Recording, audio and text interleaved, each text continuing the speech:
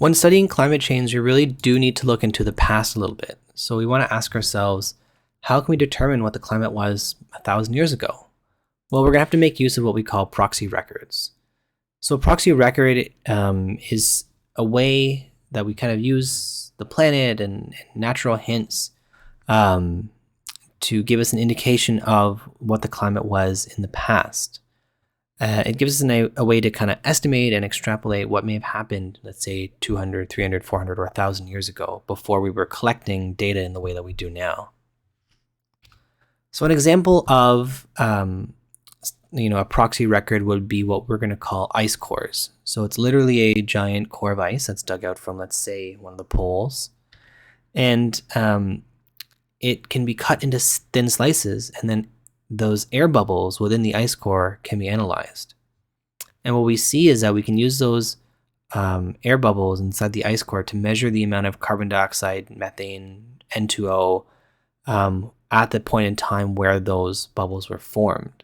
The amount of oxygen in the air, for example, can give us a clue about the air temperature.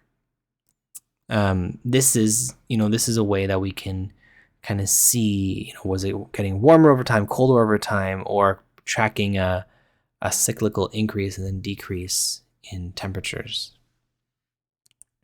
Another popular one that you might be familiar with is tree rings. So by taking a look at very old trees, 100-year-old trees or more, we can see what the climate was during a particular year. Trees tend to grow a ring of growth every year.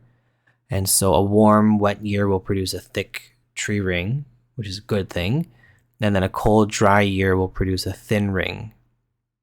And this is kind of, again, a way for us to kind of see, was it hot? Was it cold? What was the climate like for that year? We can even use rings of dead trees, and this gives us the ability to go back thousands of years. Finally, we can take a look at rocks and ocean sediment. Layers of soil and rock build up over time on the Earth's surface, and layers of sediment form layers of rock on the ocean floor. So these layers can give us clues such as the fossils of plants or grains, and that allows us to identify what plants were growing at that period of time. Different plants grow under different climates.